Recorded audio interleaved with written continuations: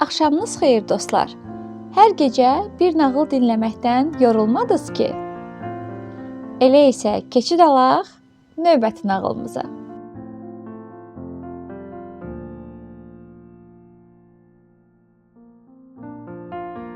Bu axşam sizə Balaca Siçanın Böyük Macərası adlı Alyaska nağılı danışacağam.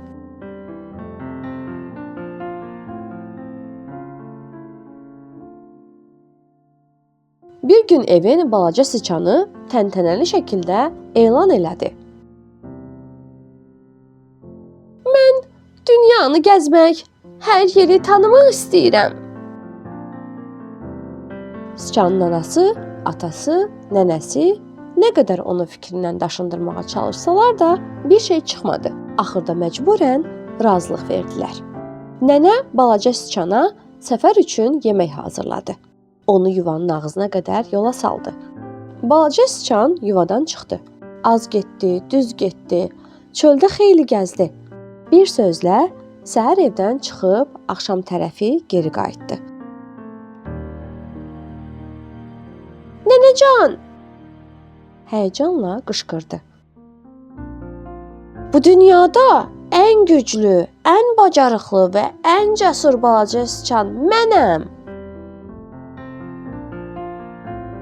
Bəs bunu necə öyrəndin?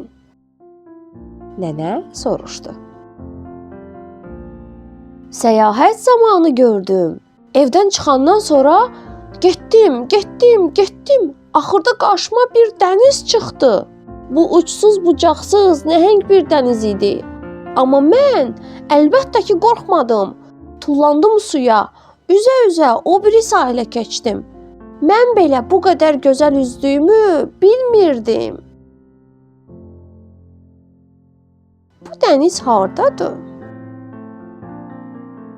Yuvadan çıxan kimi şərqə doğru. Hə, o dənizi tanıyıram. Dünən oradan keçən maral ləpirlərinə yığılan suyu deyirsən. Gör, sonra nə oldu? Qarşıma uca bir dağ çıxdı, meşələrlə örtülü idi.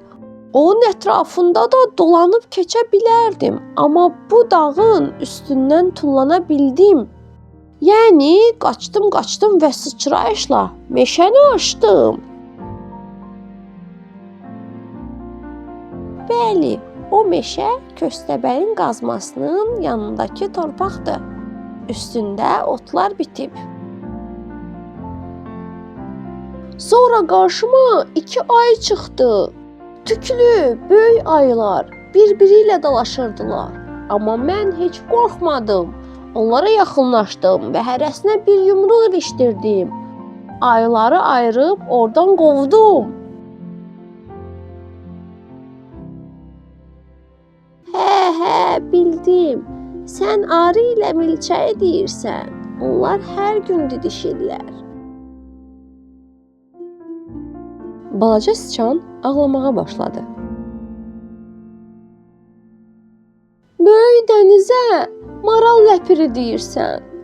Dağa köstəbək qazmasının ağzı deyirsən. Ayılara milçək və arı deyirsən. Onda belə çıxır ki, mən dünyanın ən güclü, ən bacarıqlı və ən cəsur Balaca Siçanı deyiləm.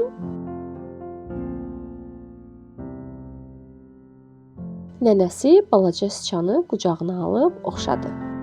Sən ən cəsur siçansan, mənim balam. Əlbəttə, əgər bütün bu dediklərini eləmisənsə, belədir. Çünki sən hələ çox balacasan. Hətta belə bir səfərə çıxmağın özü sənin cəsarətli olduğunu göstərir. Bu maneələr sənin üçün böyük maneələrdir. Qəm yemə, biraz böyüyəndən sonra daha böyük maneələri də aşacaqsan.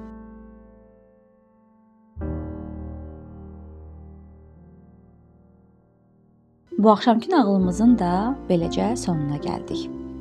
Növbəti axşam yeni bir nağılla qarşınıza gələcəyik. Amma siz hansı nağılı dinləmək istəyirsinizsə, mütləq şərhlərdə bizimlə bölüşün.